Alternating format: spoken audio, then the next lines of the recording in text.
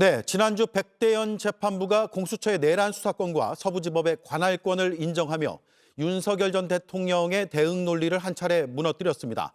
오늘 이진관 재판부는 내란이며 친위 쿠데타라는 판단까지 내렸습니다. 따라서 윤 전 대통령의 논리는 완전히 붕괴된 것으로 보입니다. 법조팀 김혜리 기자가 나와 있습니다. 그동안 우리가 내란 사건이라고 언급은 했죠. 그런데 법원이 직접 규정한 건 처음인 거네요. 네, 그렇습니다. 재판부의 설명은 오늘 간단했습니다. 법에 규정된 내란의 정의를 12.3 비상계엄에 그대로 적용한 겁니다. 형법 87조는 내란은 대한민국 영토 전부 또는 일부에서 국헌을 문란하게 할 목적으로 폭동을 일으킨 행위라고 규정을 합니다. 예. 재판부는 국헌을 문란하게 할 목적이 있었고 실제 폭동을 일으켰다고 봤습니다. 일단 국헌문란 목적 관련해서는요. 이 국회 정체활동 금지로 의회와 정당 제도를 소멸하려고 했고 영장 없이 체포할 수 있게 해서 영장 제도도 소멸시키려고 했다고 판단을 했습니다. 예. 그리고 국회랑 선관위를 점거하고 통제한 거는 평온을 깨뜨린 폭동이라고 봤습니다. 이 부분 재판부 설명 직접 들어보시겠습니다. 예. 위헌 위법한 포고령을 발령하고 군병력 및 경찰 공무원을 동원하여 국회, 중앙선관위 등을 점거 출입 통제하는 등의 행위는 형법 87조에서 정한 내란 행위에 해당합니다. 이하에서는 12.3 내란이라고 말하겠습니다. 네, 그리고 이진관 재판장은 내란일 뿐더러 친위 쿠데타라고 그 성격까지 규정을 했네요. 네, 맞습니다. 12.3 내란은 위로부터의 내란이라고 설명을 했습니다. 선출된 권력인 윤 전 대통령이랑 그 추종 세력이 내란을 했다면서도 이 친위 쿠데타라고 불린다고 밝혔습니다. 예. 그러면서 친위 쿠데타의 위험성도 설명을 했는데 이 부분도 직접 들어보시겠습니다.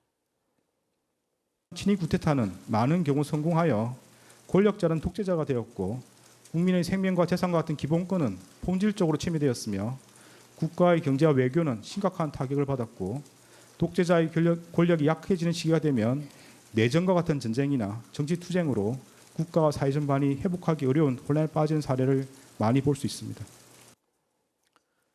계엄을 선포한 윤 전 대통령은 권력을 잡고 있는 대통령이 무슨 내란을 하고 친위 쿠데타를 하느냐고 주장을 했지만요. 오늘 법원은 위로부터의 내란이 더 위험하다고 강조했습니다. 네. 이 선출된 권력자가 민주주의와 법치주의를 뿌리째 흔들었기 때문에 아래로부터의 내란보다 위험하다는 겁니다. 예. 한덕수 전 총리에게 특검이 구형한 건 징역 15년인데 이보다 훨씬 무거운 징역 23년을 선고한 건 그런 점을 반영했다고 봐도 되겠습니까? 네, 이진관 재판장은 기존 내란 판결들은 이번 위로부터의 내란의 형을 정하는 기준으로 삼을 수 없다고 설명을 했습니다. 네. 과거 내란이 벌어진 시기랑 지금 대한민국의 국제적인 위상도 큰 차이가 난다고 설명을 했습니다. 이 부분도 들어보시겠습니다. 기존 내란 사건이 발생했던 시기와 12.3 내란이 발생한 시기에 대한민국의 국제적인 위상은 비교할 수 없을 정도로 차이가 납니다.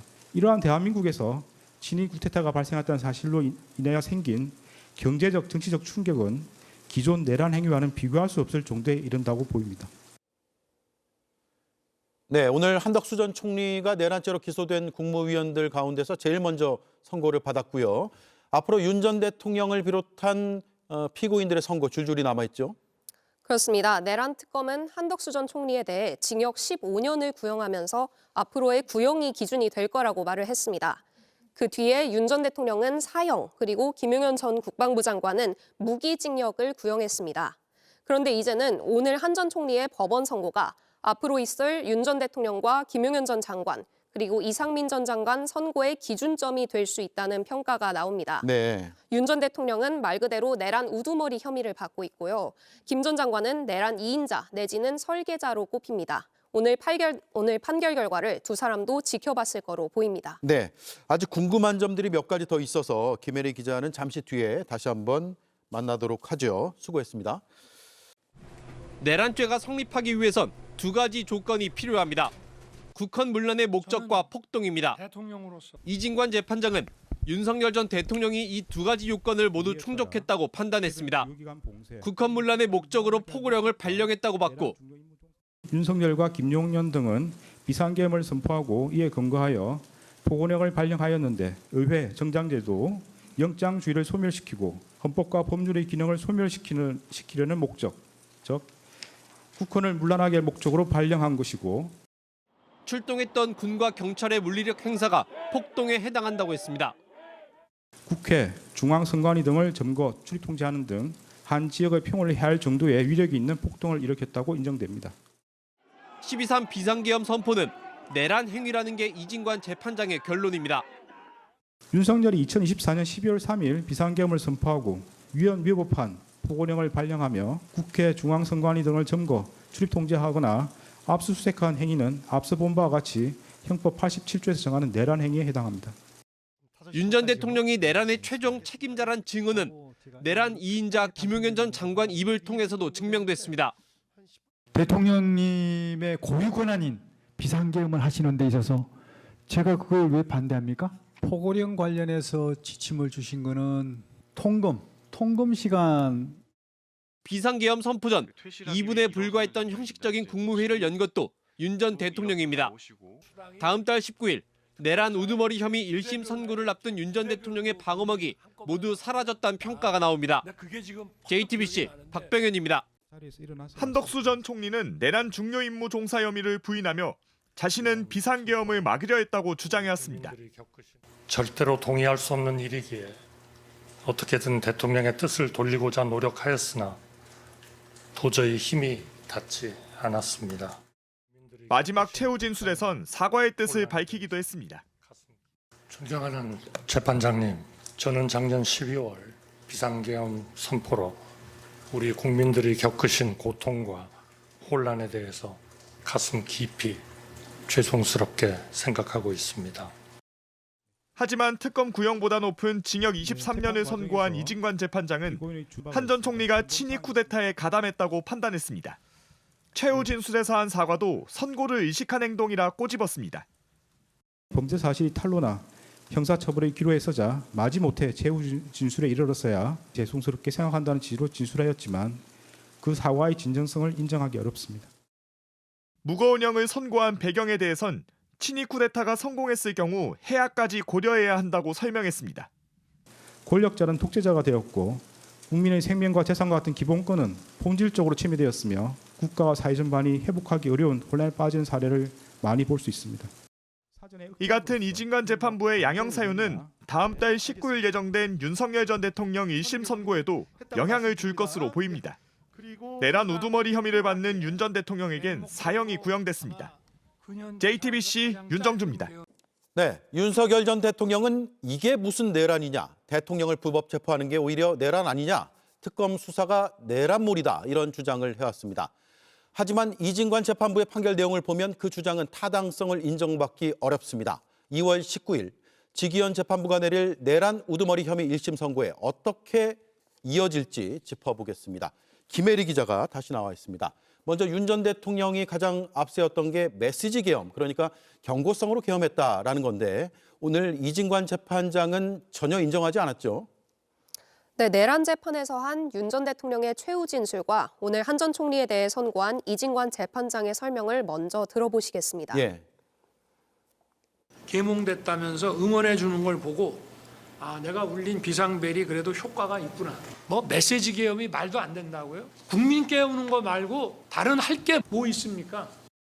헌법과 법률에 정한 바 없어 위헌위법한 주장에 불과한 계몽적 계엄, 잠정적 계엄, 경고성 계엄을 당연하듯 주장하는 사람들. 민주 기본 질서를 중대하게 침해하는 계엄은 결코 계몽적, 경고성 계엄이 될 수 없다는 취지입니다.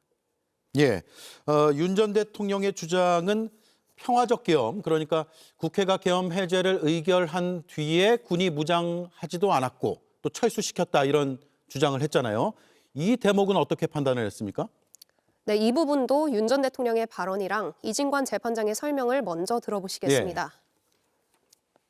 계엄 해제 요구 국회 의결이 있자마자 군을 철수시키고 국무위원 소집을 기다리다가 계엄 사령관하고 장관을 불러서 군 계엄 상황을 종료시키라고 했고 소극적으로 참여한 일부 군인과 경찰 공무원의 행동에 의한 것입니다.